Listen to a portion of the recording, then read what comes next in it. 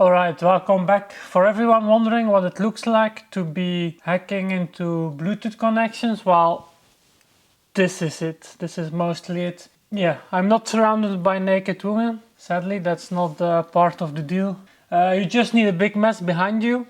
It helps to have, it's actually needed to have the device that you want to hack into, and then a computer, of course, and test devices. So, and preferably old test devices. There are, and Android is a nice, Android used to be very leaky. iOS always has been quite up ahead if it comes to security, but Android, and especially if you, just to give you an example, if you get the right Android version, you can even hack into SSL encryption just by having the right Android installation. And this is, it's an old Motorola.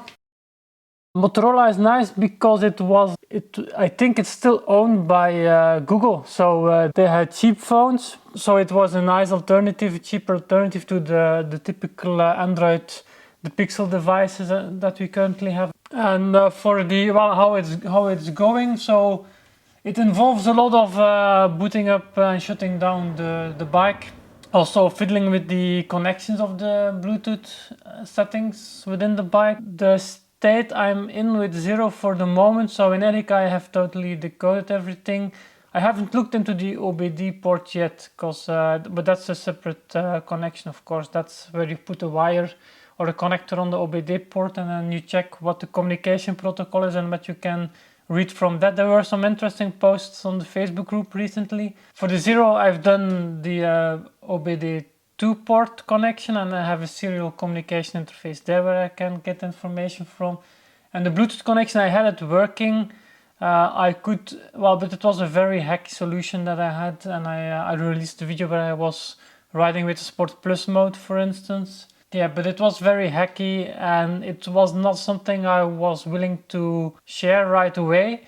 Plus, then, if you follow this channel, you might know already that Zero released a takedown of my apps it was days after I released the video where I was talking about Sport Plus mode. They were not in there right, let's put it that way. I was not copying code at that time. Or the thing that I had released was not copy of code of them. It was really my own implementation. Since the Bluetooth connection on the Energica is working again, I will be making a long ride soon again where I will be using the app, the Energica app, and I will be logging. I'll need at least 10 charges that day, and I will be logging every charge. Well, it's not connected now because the bike is not on.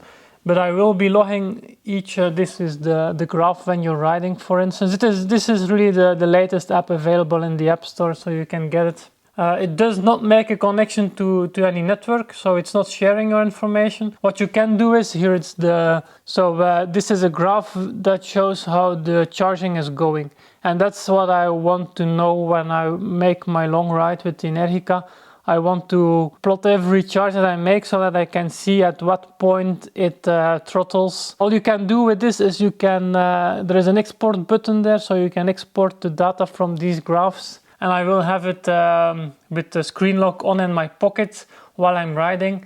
The bike is sending location information as well to the device. I'll take my computer with me just in case, but I should have a lot of data when I've done my second attempt of 1,000 kilometer in a single day ride, which is it should happen next week, Wednesday, if all goes according to plan.